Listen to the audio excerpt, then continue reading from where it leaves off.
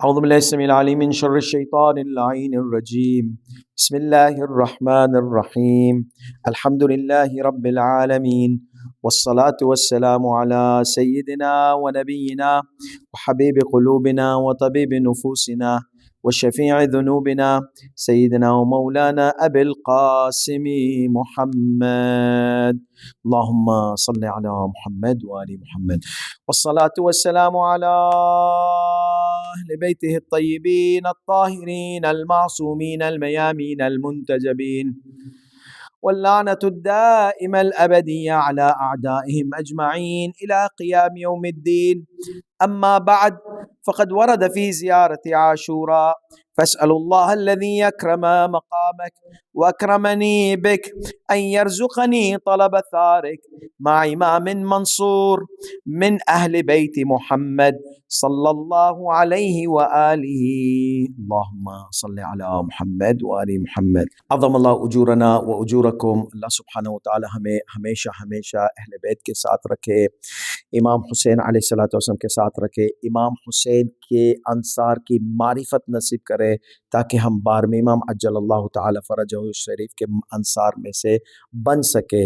اور یہی ہماری جو ہے گفتگو ہوگی۔ تو کل ہم نے بیان کیا تھا کہ سب سے جو اہم ترین نکتہ جو ہے جو ہمیں انصار بننے کی طرف لے جائے گا وہ صبر ہے۔ تو بہت سے لوگ بولتے کہ صبر کی کیا اتنی وہ ہے، کیونکہ صبر جو ہے نا ایک پریشر ہوتا ہے۔ اگر انسان پہ پریشر آتا ہے تو ٹوٹ جاتا ہے نا، تو وہ ختم ہو جاتا ہے۔ لیکن کوئلے کی کان میں جو ہے، کوئلے پر جب بھی پریشر آتا ہے ہیرا بن جاتا ہے۔ وہ ہیرا جو ہے معرفت امام عجل اللہ تعالی فرجہ الشریف ہے۔ وہ ہیرا جو ہے صفت انصار امام حسین علیہ الصلوۃ والسلام ہے کہ جو زمین والوں کے لیے انسان ہے لیکن آسمان والوں کے لیے تاروں کی طرح چمکتے ہیں۔ فرشتے یہ لوگ کو دیکھتے ہیں تو ان کو تارے کی طرح چمک ان کی نظر آتی ہے، ان کا نور نظر آتا ہے۔ اس طرح یہ ہے۔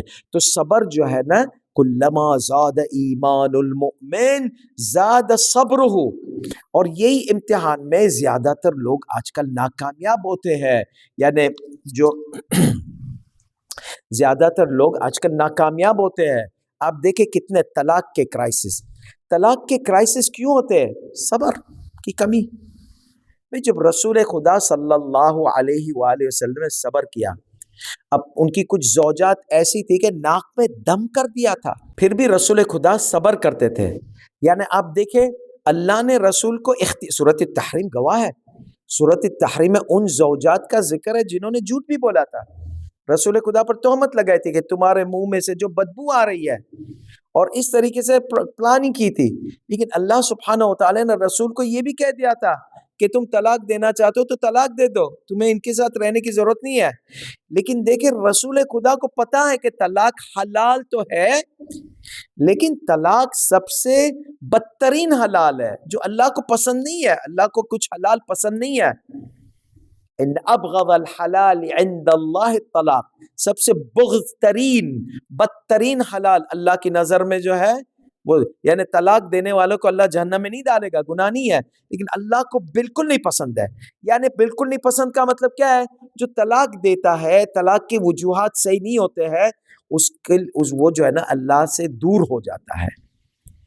اللہ سے دوری بہت بڑی سزا ہے دنیا میں، آخرت میں اللہ نہیں دے گا ان کو سزا کیونکہ گناہ نہیں ہے، لیکن جب اللہ کی دوری ہو جائے گی۔ طلاق کے کچھ وجوہات ہوتے ہیں۔ عورت کو جب بھی مرد مارتا ہے، ڈومیسٹک وائلنس ہے، یہاں پر صبر کی حد پار ہو جاتی ہے، یہاں پہ طلاق ہو جانی چاہیے، کیونکہ کتنا پھر ظلم برداشت کرے گی عورت۔ مار جو ہے ڈومیسٹک وائلنس ہے، یہ ایک حد ہے۔ بیوی کو جو ہے نان و نفقہ دیتا ہے، کھانا پینا نہیں دیتا ہے اور برداشت نہیں ہوتا بیوی سے، یہ حد ہے۔ یا اپوزٹ، وہ جو بیوی ناک میں دم کر کے رکھتی ہے مرد کے، صبر کرے، لیکن جب بیوی مرد کو نقصان دینے پر آتی ہے، گھر کے نقصانات ہوتے ہیں، توڑ پھوڑ ہوتی ہے، فائنینشیل ایشوز میں ایشو ہوتے ہیں، یعنی جب ضرر ہونے لگتا ہے تب جا کے بیوی سے جب ضرر ہو تب جا کے طلاق دے۔ پھر بھی اگر صبر کرے گا انسان تو صبر کا درجہ بلند ہے، لیکن یہ ایسے حالات ہوتے ہیں جہاں پر برداشت جو ہے نا حد کے باہر ہو جاتا ہے، یہاں پر صبر نہیں ہو سکتا۔ آج کل چھوٹی چھوٹی ایشو میں اس نے یہ کہہ دیا، اس نے وہ کہہ دیا، یہ کیا ہے؟ طلاق کو کھیل سمجھ رکھے آج، جو کہ اللہ کی نظر میں سب سے بدترین حلال ہے، اس کو لوگ نے کھیل سمجھ رکھا ہے۔ باپ اور بیٹے صبر کی حد پار ہے، بیٹا کو کچھ بھی ہو، باپ نے کہہ دیا لے کے چلا، 18 سال کا ہو گیا ہے، باہر خاص کر کے یورپ میں الگ ہو جاتا ہے اس کو۔ یورپ تو زیادہ تر یہ ممالک چاہتی ہے کہ باپ بیٹوں میں وہ ہو جاوے، اور میاں بیوی میں، یہاں پر بیوی کو اتنا طلاق ہو جائے تو بیوی کو اتنا لاڈ پیار سے رکھتے ہیں یہاں پر بہت سے یورپین ممالک میں۔ یعنی کیا ہے، تم طلاق دے دو، تم کو صبر کرنے کی ضرورت نہیں ہے۔ تو دیکھیں دجال کا سسٹم بے صبری کا سسٹم ہے، معصومین علیہ السلام کا سسٹم ہے، صبر کرنے والوں کا سسٹم ہے۔ تو تمہیں کون سا سسٹم میں کرنا ہے؟ امام کا ساتھ دینا ہے تو صبر کرو، اگر دجال کے ساتھ رہنا ہے تو صبر کو چھوڑ بھول جاؤ، کیونکہ دجال کے ساتھ جو ہے نا بے صبری ہے، حرام کام میں، فساد میں، اس میں۔ لیکن معصومین علیہ السلام کے ساتھ رہنا ہے، ان کے انصار میں سے بننا ہے۔ جو جبھی آپ کے سامنے شہوت ناک چیزیں آتی ہے، چاہے مرد اور عورت کے سامنے فاحشیت سامنے آتی ہے، فحش آتا ہے، امورل ایکشنز آتے، کرپشن آتے، مرد اور عورت کے حرام کام سامنے آتے ہیں، صبر کر کے وہ دور ہٹ جاتا ہے۔ ان اللہ مع الصابرین۔ یہ آج کل ہمارے معاشرات میں صبر، مورل ایشو پہ صبر نہیں ہوتا ہے۔ میاں بیوی ایک دوسرے کی خیانت کرتے ہیں، نماز بھی پڑھتے ہیں لیکن خیانت بھی کرتے ہیں، نعوذ باللہ۔ مرد اور شراب پیتا ہے، ڈرگ کرتا ہے، نماز بھی ہے، ڈرگ بھی کرتا ہے، کیونکہ صبر نہیں ہے۔ شہوت جو ہے وہ غلبہ پا جاتی ہے انسان پہ۔ تو جب صبر نہیں ہے تو اس کا مطلب ہے کہ یہ جو انسان ہے نا شیطان کی طرف چلے جائے گا۔ صبر کرنے سے انسان مضبوط ہوتا ہے، انسان کا ایمان مضبوط ہوتا ہے۔ اگر آپ دیکھیں، آپ کو جو ہے نا ڈر ہے ڈاکوؤں سے، گنڈوں سے، چور چکوں سے، جو بھی ہے جو ہے، تو آپ ڈرتے ہیں، تو کیا کرے گا آپ جا کے وزن اٹھائے گے، اپنے آپ کے مسٹر مسکولر بنیں گے، سمجھ گئے نا، یہ باڈی بلڈنگ کرنا شروع کر دیں گے، جم میں رجسٹر ہو جائے۔ آپ یہ کیا کر رہے ہیں؟ کیونکہ آپ میں کمزوری ہے، آپ وہ چیز کا سامنا کر رہے جو بھاری چیزیں ہے، تاکہ آپ کی عادت ہو جائے بھاری چیزوں کا سامنا کرنا۔ وزن اٹھاتے ہیں تاکہ آپ کی عادت ہو جائے وزن اٹھانے کی، یعنی جو تگڑے تگڑے آ جائے آپ کے سامنے تو اس کو ایک دو مکے مار دے گے اور نیچے بٹھا دے گے۔ یہ آپ کیا کر رہے ہیں؟ آپ کیا کر رہے ہیں؟ آپ ورزش کر رہے ہیں۔ ورزش کیا کا مطلب کیا ہے؟ کہ چیلنجز کا سامنا کرنا، یعنی آپ چیلنجز بناتے ہیں، میں آج 20 کلو وزن اٹھاؤں گا، اٹھ جاتا ہے، پھر 25 اٹھاؤں گا، اٹھ جاتا ہے، پھر 40 اٹھاؤں گا، اٹھ جاتا ہے، پھر آہستہ آہستہ اسی طرح صبر کی ورزش ہوتی ہے۔ امیر المومنین سلام اللہ علیہ کیا بولتے ہیں؟ انما ہی نفسی اروضھا ریاضہ، ورزش، جمناسیم اور ٹریننگ، اوکے، ورک آؤٹ، میں ورک آؤٹ کرتا ہوں اپنے نفس کی۔ امیر المومنین سکھا رہے ہیں ہمیں کہ نفس کی ورک آؤٹ کرنا ضروری ہے۔ وہ نفس کی ورک آؤٹ کیسے ہوتی ہے؟ جبھی بھی ہمارے سامنے جو ہماری شہوت کے ساتھ ساتھ چیزیں آتی ہے لیکن اللہ کی نافرمانی ہوتی ہے، اللہ کی خوشنودی اس میں نہیں ہوتی ہے، اس کو ہمیں صبر سے سامنا کرنا ہے۔ نہیں، انی اخاف اللہ، انی اخاف اللہ، انی من عذاب یوم عظیم، میں وہ دن کے عذاب سے ڈرتا ہوں جو کہ عظیم دن ہے۔ میں اللہ سے ڈرتا ہوں، اللہ کے عذاب سے ڈرتا ہوں۔ اللہ کا عذاب سب سے سخت عذاب یہ ہے کہ اللہ کی دوری، اللہ کی رحمت سے دوری، اللہ کی رحمت سے محرومیت۔ تو یہ سب سے بڑی جو ہے نا سزا ہوتی ہے کہ اللہ پھر اپنی نظر رحمت اس پر نہیں کرتا۔ تو یہ جو ہے انسان ورزش کر رہا ہے، سامنے حرام چیز دیکھے، نہیں میں نہیں کر سکتا، وہ چیزوں سے دور رہتا ہے، وہ راستوں سے دور رہتا ہے۔ کمائی، یہ تو ہو گیا شہوت ہے جو کہ سیکشول ڈیزائر ہوتے ہیں، اس کا سامنا کرنا صبر کے ساتھ۔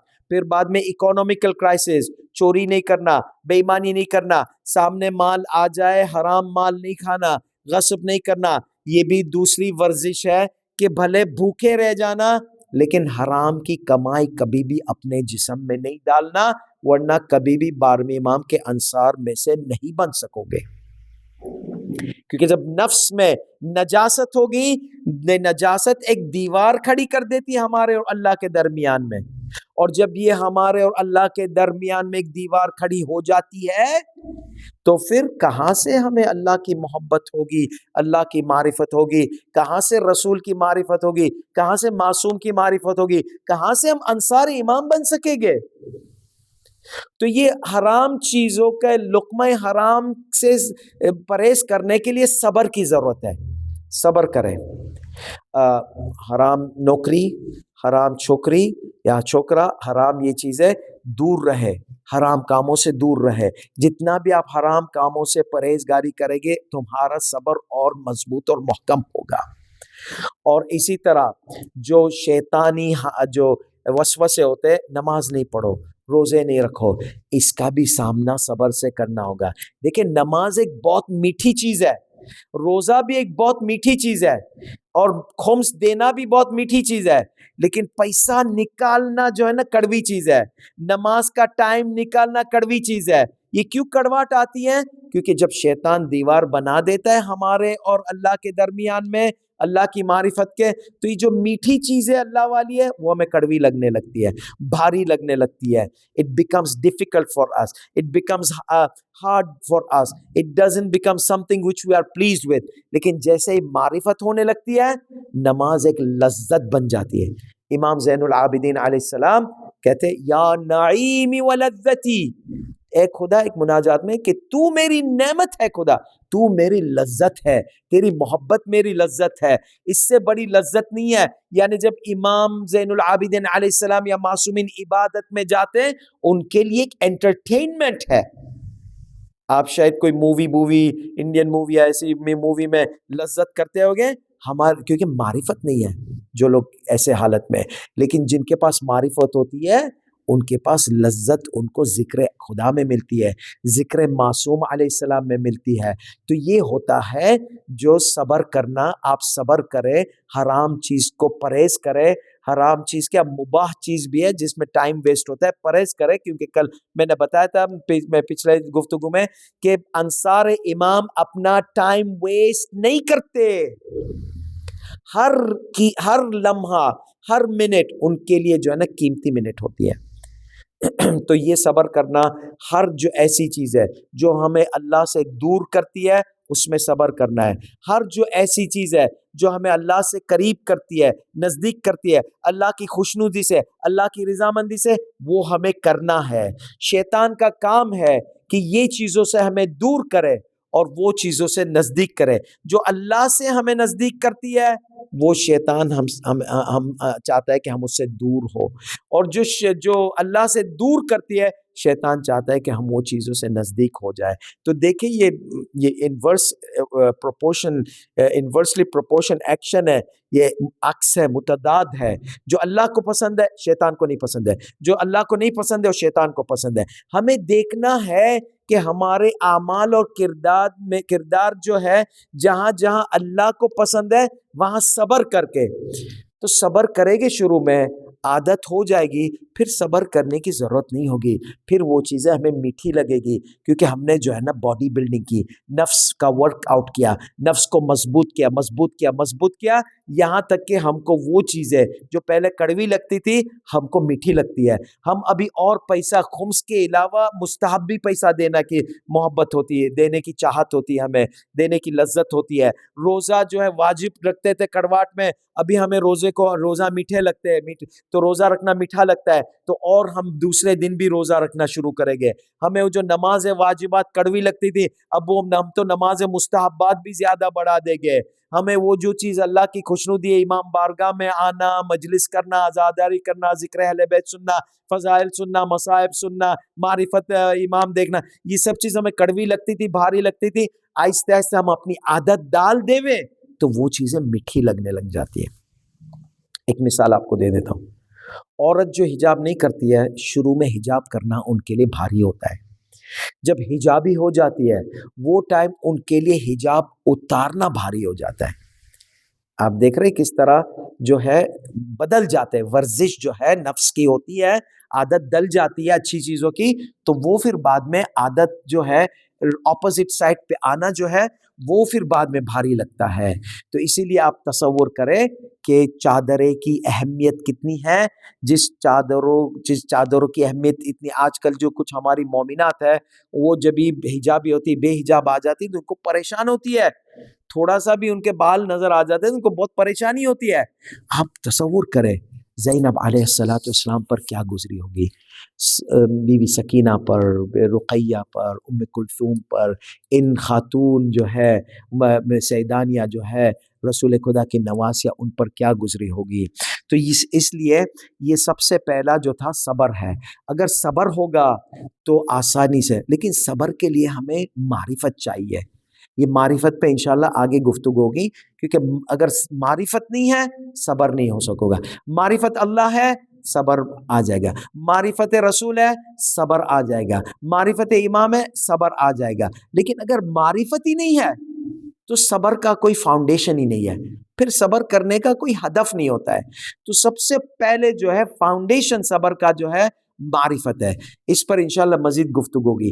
انصار امام مہدی عجل اللہ تعالی فرجہ الشریف کے پاس معرفت امام ہوگی, معرفت رسول ہوگی صلی اللہ علیہ وسلم, معرفت اللہ سبحانہ وتعالی ہوگی. تو یہ ہے انصار کی صفت. اس معرفت کی وجہ سے ان کا صبر جو ہے سب سے بڑا, سب سے گہرا, سب سے محکم, سب سے مضبوط ہے. اور اگر صبر ہے, یہ دوسری کوالٹی میں نے بولا تھا نا, 2 کوالٹی ہے. صبر ہے تو یہ دنیا کو ان لوگ 3 طلاق دے دیتے ہیں, جس طرح امیر المومنین سلام اللہ علیہ نے سکھایا, اے دنیا کسی اور کو بہکا, مجھے نہیں بہکا, میں علی ابن ابی طالب ہوں, میں نے تجھے 3 طلاق دے دی ہے, کسی اور کو بہکا. امیر المومنین سلام اللہ علیہ کا یہ منتہا معرفت اللہ سبحانہ وتعالی, منتہا ریکگنیشن آف گاڈ ہے. معرفت کیا ہے وہ انشاءاللہ اس پر مزید گفتگو ہوگی. آج جو ہے ایک اور پوائنٹ میں بتانا چاہتا ہوں جس کی وجہ سے انصار امام حسین علیہ السلام کے پاس وہ جو کڑوی چیز ہے وہ میٹھی ہو گئی تھی. وہ کڑوی چیز کیا ہے؟ موت. موت کڑوی چیز ہے. موت کسی کو نہیں پسند ہے کیونکہ دنیا کی محبت ہے. جب دنیا کی محبت سے انسان فارغ ہو جاتا ہے اور جب معرفت اللہ, معرفت رسول, معرفت امام آتی ہے, وہ موت جو ہے وہ میٹھی بن جاتی ہے ان کے لیے. قاسم علیہ السلام سے پوچھتے ہیں امام حسین تم موت کو کس طرح دیکھتے ہو؟ تو قاسم علیہ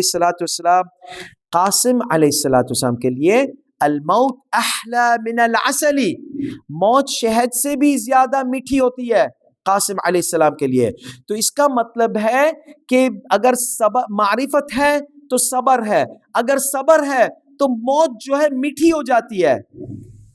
جو ایسے ہی جب امام حسین علیہ السلام کا قافلہ جو ہے چل رہا تھا کربلا کی طرف, تو امام حسین علیہ السلام ایک جگہ آرام فرما رہے تھے. تو امام حسین علیہ السلام نے دیکھا کہ ایک حاطف ہے, ایک خواب میں ان کو کہہ رہا ہے کہ تم چل رہے ہو, تمہارے سامنے تمہاری موت چل رہی ہے. تو یہاں پر امام نے علی الاکبر سے کہا, تو علی الاکبر علیہ السلام کیا کہتے ہیں؟ ابتا السنا علی الحق, کیا ہم حق پہ نہیں ہیں, ہم حق کے راستے پر نہیں ہیں؟ کہا بالکل ہم حق پر ہے. تو پھر ہمیں پڑی نہیں ہے موت ہم پر آ جائے یا ہم موت پر آ جائے. تو اگر انصار امام بننا ہوگا, 12ویں امام کے انصار, تو موت کی حقیقت دل میں رکھنی ہوگی, دماغ میں رکھنی ہوگی, نفس میں رکھنی ہوگی کہ موت تو آنے والی ہے. اگر موت کی دھمکی ہے تو یہ تو حق ہے, اور یہ موت اللہ کے ہاتھ میں ہے. اگر ظالم تمہیں مارے گا بھی, موت کا وقت نہیں آیا ہے, تمہیں موت نہیں ہوگی. جیسے امام حسن المجتبی علیہ السلام, وہاں پر لوگ سمجھے کہ اس کا بیٹا الحسن المثنی شہید ہو گئے, لیکن وہ شہید نہیں تھے, زخمی تھے. تو جب موت لکھی نہیں تھی ان کی تو موت نہیں آئی. جن کی موت لکھی تھی ان کو شہادت کا جام مل گیا. تو موت جو ہے حق ہے, اور حق سے ڈرنا جو ہے نا بیوقوفی کی نشانی ہے, لا علمی کی نشانی ہے, جہالت کی نشانی ہے. تو جس کے پاس معرفت ہوتی ہے, جس کے پاس صبر ہوتا ہے, ان کے لیے تو موت میٹھی ہو جاتی. ویسے ہی موت آنی ہے, تو اسی لیے جو ہے موت جو ہے میٹھی ہو جاتی ہے.